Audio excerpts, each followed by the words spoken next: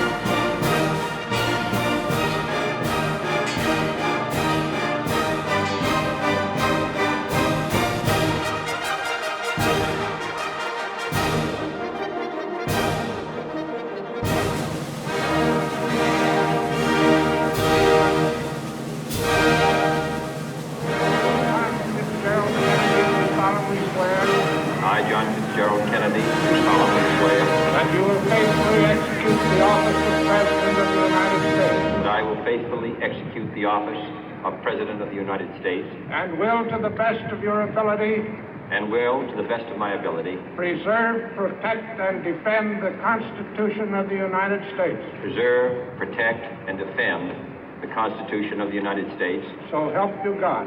So help me God.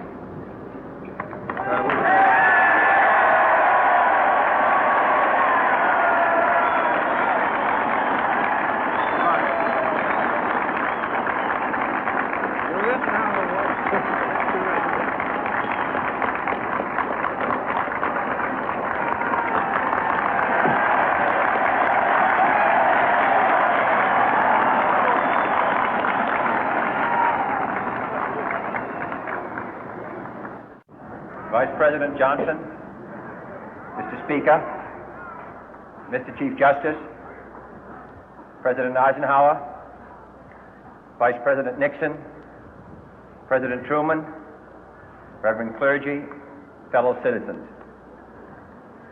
We observe today not a victory of party, but a celebration of freedom, symbolizing an end as well as a beginning, signifying renewal as well as change. For I have sworn before you and Almighty God the same solemn oath our forebears prescribed nearly a century and 3/4 ago. The world is very different now, for man holds in his mortal hands the power to abolish all forms of human poverty and all forms of human life. And yet the same revolutionary beliefs for which our forebears fought are still at issue around the globe. The belief that the rights of man come not from the generosity of the state, but from the hand of God.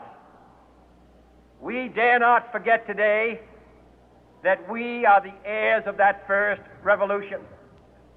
Let the word go forth from this time and place to friend and foe alike that the torch has been passed to a new generation of Americans born in this century, tempered by war, disciplined by a hard and bitter peace, proud of our ancient heritage, and unwilling to witness or permit the slow undoing of those human rights to which this nation has always been committed and to which we are committed today at home and around the world.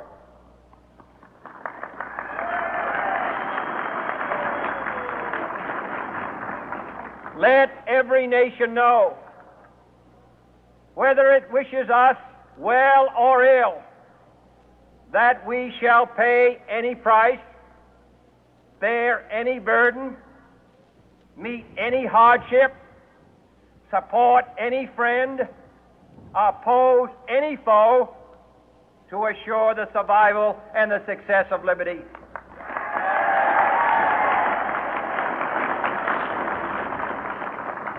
This much we pledge and more. To those old allies whose cultural and spiritual origins we share, we pledge the loyalty of faithful friends. United, there is little we cannot do in a host of cooperative ventures. Divided, there is little we can do, for we dare not meet a powerful challenge at odds and split asunder. To those new states whom we welcome to the ranks of the free, we pledge our word that one form of colonial control shall not have passed away merely to be replaced by a far more iron tyranny. We shall not always expect to find them supporting our view, but we shall always hope to find them strongly supporting their own freedom, and to remember that in the past, those who foolishly sought power by riding the back of the tiger ended up inside.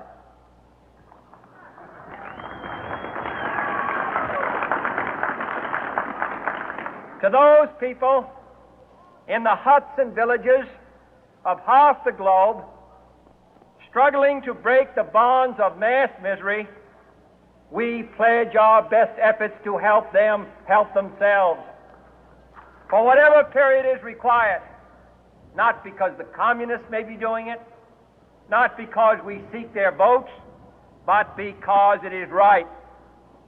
If a free society cannot help the many who are poor, it cannot save the few who are rich.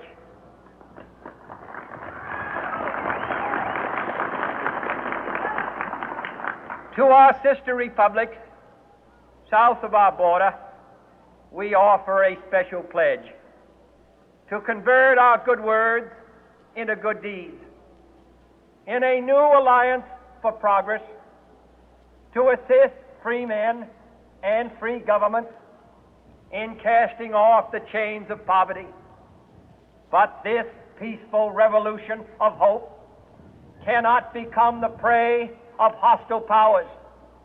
Let all our neighbors know that we shall join with them to oppose aggression or subversion anywhere in the Americas. And let every other power know that this hemisphere intends to remain the master of its own house.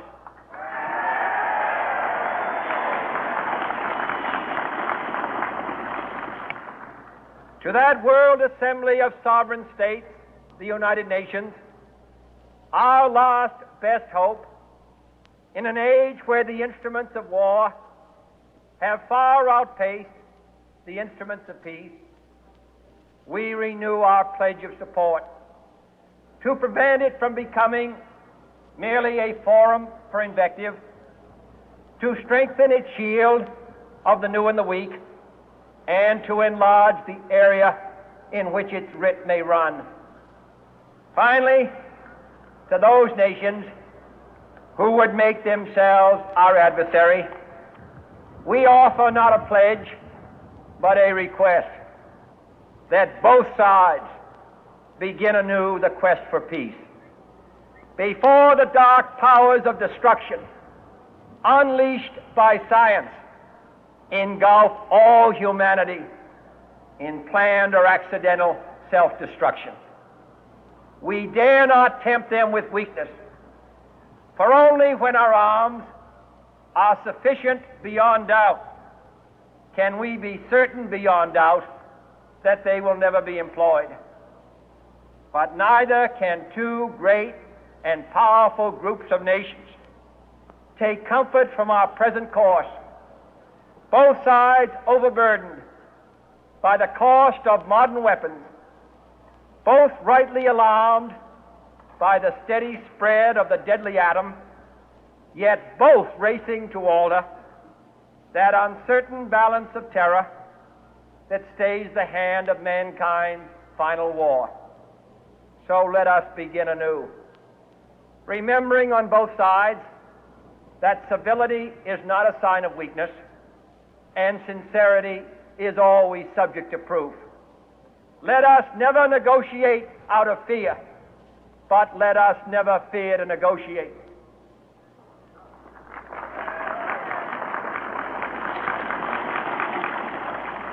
Let both sides explore what problems unite us, instead of belaboring those problems which divide us. Let both sides, for the first time, formulate serious and precise proposals for the inspection and control of arms, and bring the absolute power to destroy other nations under the absolute control of all nations.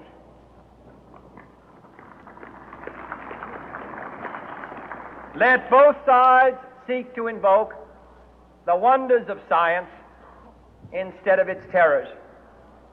Together, let us explore the stars, conquer the deserts, eradicate disease, tap the ocean depths, and encourage the arts and commerce. Let both sides unite to heed in all corners of the earth the command of Isaiah to undo the heavy burden and let the oppressed go free. And if a beachhead of cooperation may push back the jungle of suspicion, let both sides join in creating a new endeavor, not a new balance of power, but a new world of law, where the strong are just and the weak secure and the peace preserved. All this will not be finished in the first 100 days, nor will it be finished in the first 1,000 days, nor in the life of this administration, nor even perhaps in our lifetime on this planet. But let us begin.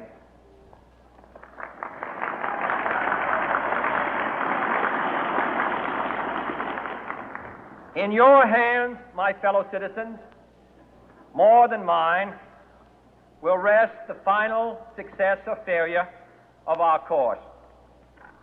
Since this country was founded, each generation of Americans has been summoned to give testimony to its national loyalty. The graves of young Americans who answered the call to service surround the globe. Now the trumpet summons us again, not as a call to bear arms, though arms we need, not as a call to battle, though in battle we are, but a call to bear the burden of a long twilight struggle, year in and year out, rejoicing in hope, patient in tribulation, a struggle against the common enemies of man, tyranny, poverty, disease, and war itself. Can we forge against these enemies a grand and global alliance, north and south, east and west, that can assure a more fruitful life for all mankind? Will you join in that historic effort?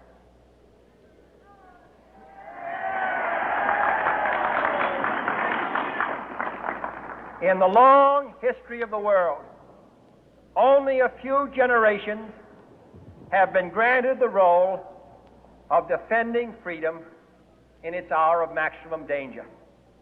I do not shrink from this responsibility. I welcome it.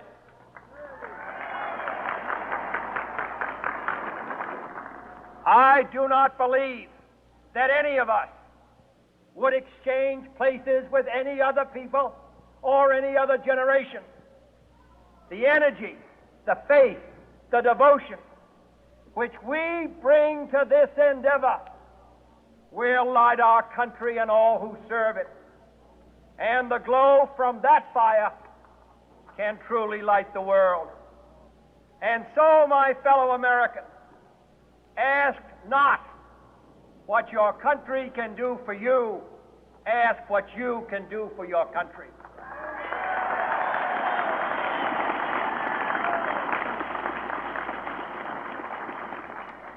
My fellow citizens of the world, ask not what America will do for you, but what together we can do for the freedom of man.